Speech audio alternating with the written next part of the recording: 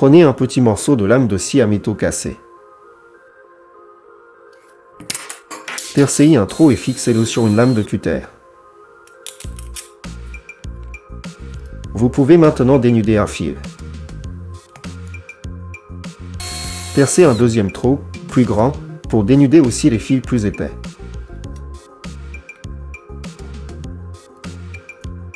Une fois terminé, rangez l'outil dans un étui à lame pour ne pas vous couper par accident.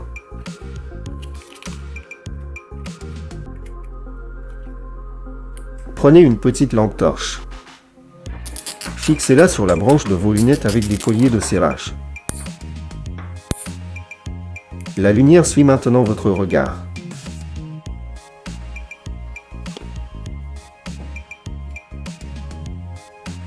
Appliquez de la colle chaude sur la partie abîmée du fil.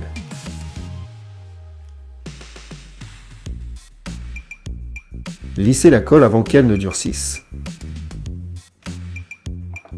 Laissez la colle refroidir et vérifiez que le conducteur nu est entièrement recouvert. Plus de ruban isolant? Pas de problème. Prenez un couvercle en plastique et chauffez-en le bord avec un briquet. Faites tourner le bord fondu du couvercle autour de la connexion pour la recouvrir d'une couche de plastique. L'isolation est faite. Fixez un seau en plastique au mur.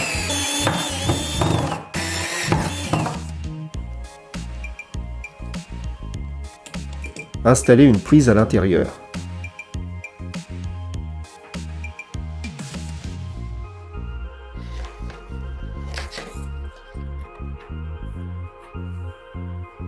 Branchez le câble et refermez le seau avec son couvercle. La prise sera protégée de la pluie. Si les fils se déboîtent de la fiche, fixez-les. Attachez les fils avec des colliers de serrage à l'intérieur du boîtier. Remontez la fiche et serrez la vis. Les fils sont maintenant bien maintenus en place.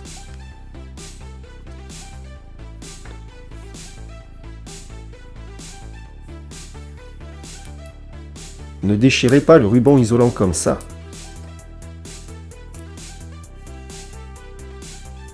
Repliez l'extrémité libre en deux, côté collant à l'intérieur, et tirez d'un coup sec vers le bas. Le ruban se déchire facilement et bien droit. Impossible d'enrouler le ruban autour.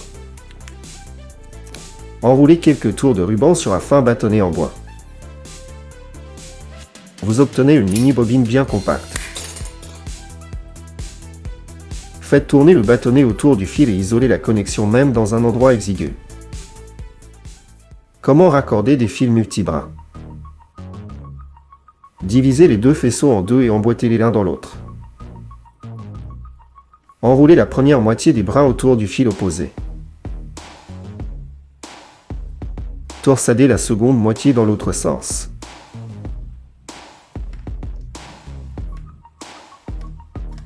La connexion est faite. Si votre coupe-onglet casse, ne le jetez pas tout de suite.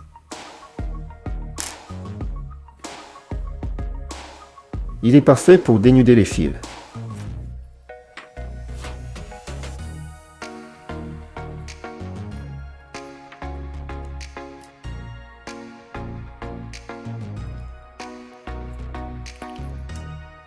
Choisissez des cavaliers de fixation adaptés à l'épaisseur de votre câble.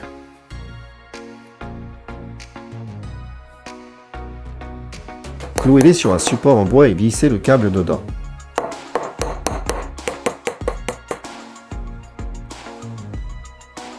Et voilà. Ce n'est pas comme ça qu'il faut raccorder des fils de types différents.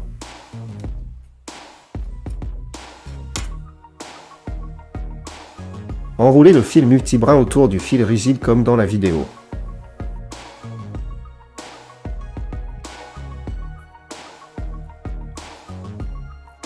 Repliez ensuite le fil rigide avec une pince.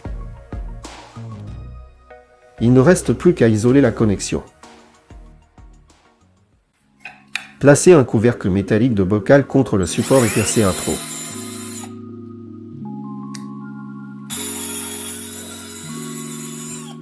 Passez le fil au travers et installez la douille de l'autre côté.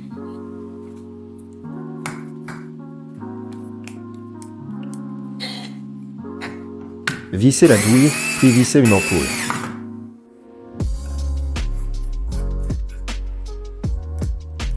Vissez le bocal en verre sur le couvercle.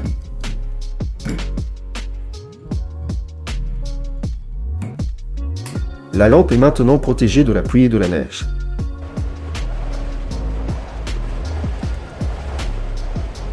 Protégez votre interrupteur de la pluie.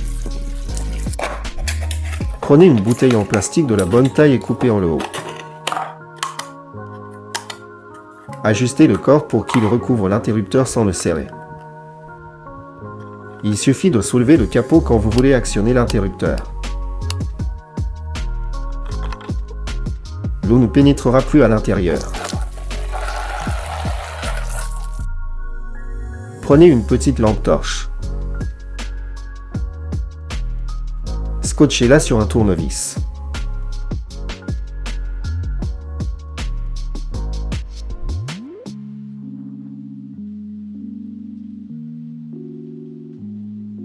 Votre zone de travail sera éclairée dans le noir.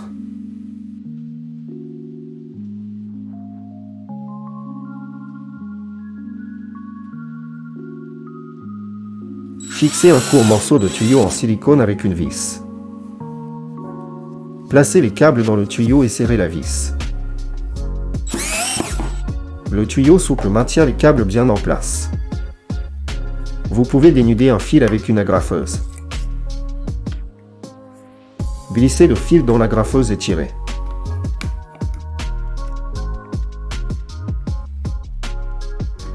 L'isolant se retire tout seul.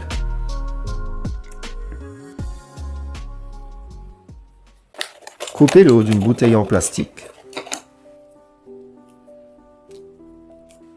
Emboîtez le goulot dans un long tube en plastique et placez-y une ampoule.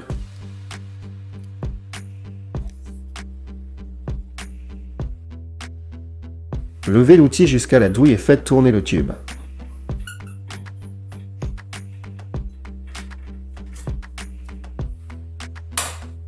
Vous pouvez ainsi visser et dévisser une ampoule sans monter jusqu'au plafond.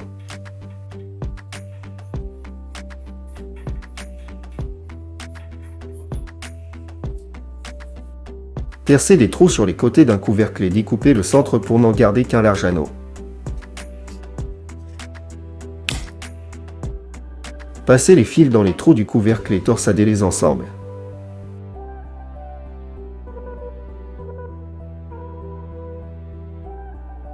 Serrez la pièce dans un étau et chauffez-la uniformément au décapeur thermique.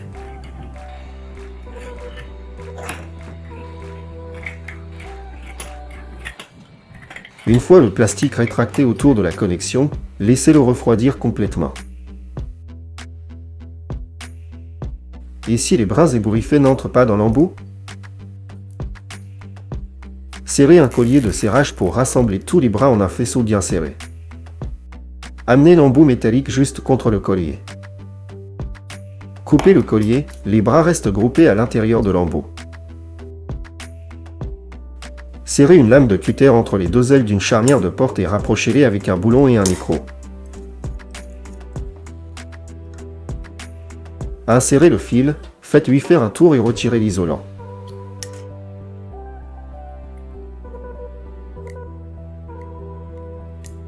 Peu de gens savent à quoi servent les fentes sur le côté de certaines fiches.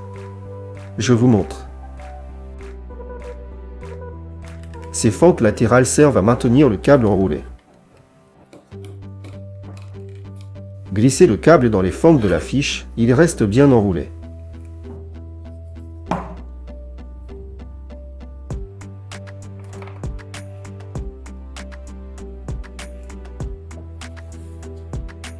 Serrez l'extrémité du fil dans le mandrin d'une perceuse. Tenez la pince au bon endroit et tirez le fil sur le côté. N'oubliez pas de retirer le morceau d'isolant. Coupez un morceau de tuyau. Scendez-le dans la longueur. Enfilez-le sur le câble. Agrafez les bords sur la surface sans toucher le câble. Placez un tube PVC contre le jerrycan et marquez la longueur nécessaire.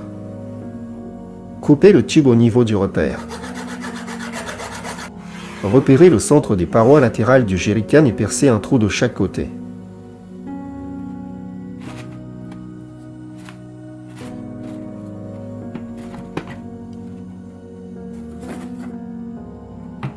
Fabriquez les pièces de l'enrouleur dans du plastique en feuille comme dans la vidéo.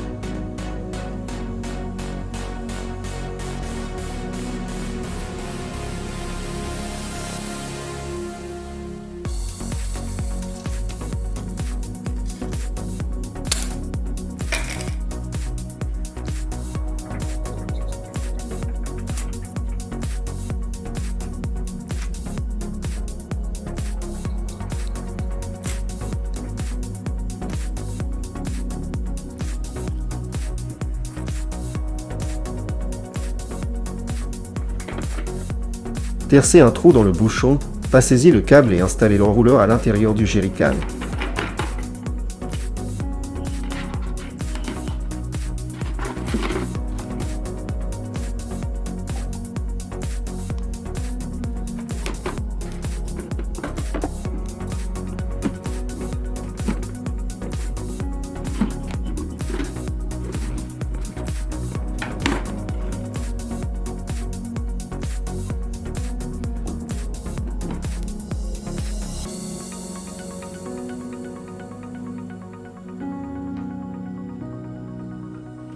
Fixez une multiprise à l'extérieur.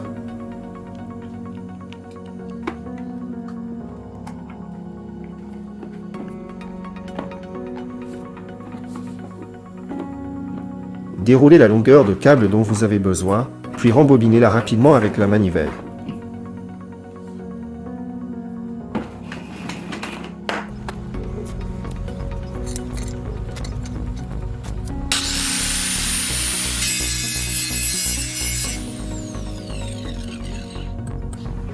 Et voilà l'enrouleur bien pratique que l'on peut fabriquer avec un simple jerrycan.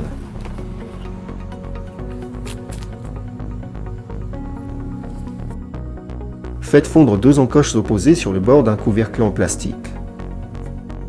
Placez les câbles dans les encoches. Vissez une vis au centre du couvercle, vous obtenez un support de câble tout simple. Découpez deux fentes dans un couvercle.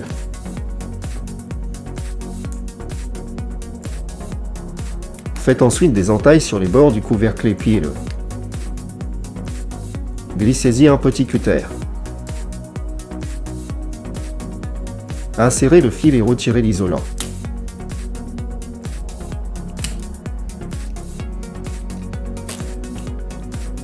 Percez un couvercle en plastique et faites une entaille sur le côté.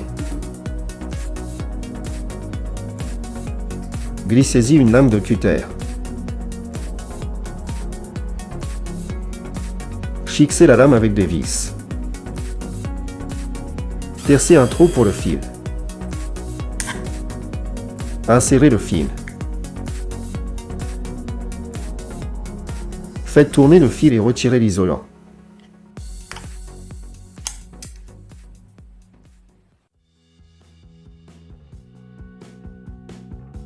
Votre chat a renversé la lampe et cassé l'ampoule.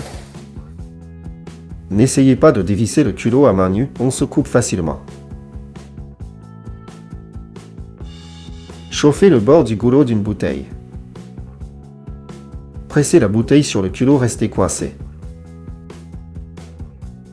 Une fois refroidi, dévissez le culot en tournant la bouteille.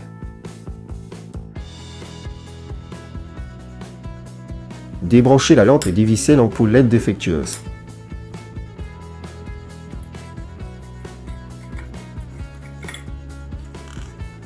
Retirez délicatement le diffuseur en plastique. Repérez la LED noircie et grattez-la pour la détacher de la carte. Prenez un petit morceau de papier d'aluminium, reliez les plots de contact avec, et maintenez-le avec du ruban isolant.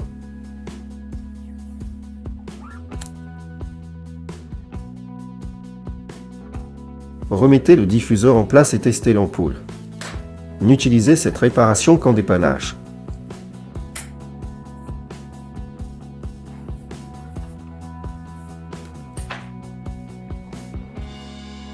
Ne laissez pas un câble coincé dans une porte, cela peut abîmer l'isolant. Démontez la fiche et prenez un flexible de plomberie du bon diamètre. Passez le câble dans le flexible. Rebranchez les fils sur la fiche. La porte appuie maintenant sur le tube de protection et non sur l'isolant du câble. Prenez une casquette, une petite lampe torche et une pince double clip. Fixez la lampe sur la visière de la casquette avec les branches métalliques de la pince.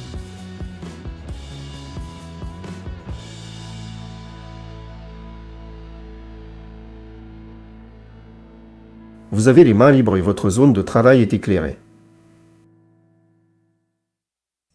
Percez un trou dans le fond d'une canette en aluminium et videz tout le liquide.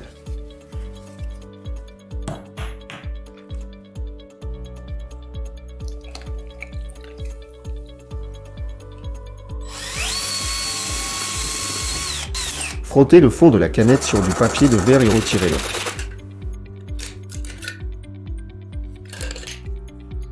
Découpez une large ouverture dans la paroi latérale et repliez les bords vers l'extérieur.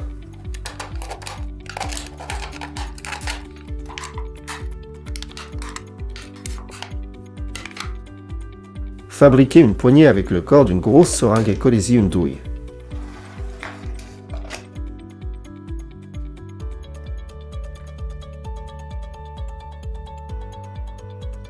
Installez la poignée avec la douille à l'intérieur de la canette, vissez une ampoule et branchez votre nouvelle lampe d'atelier.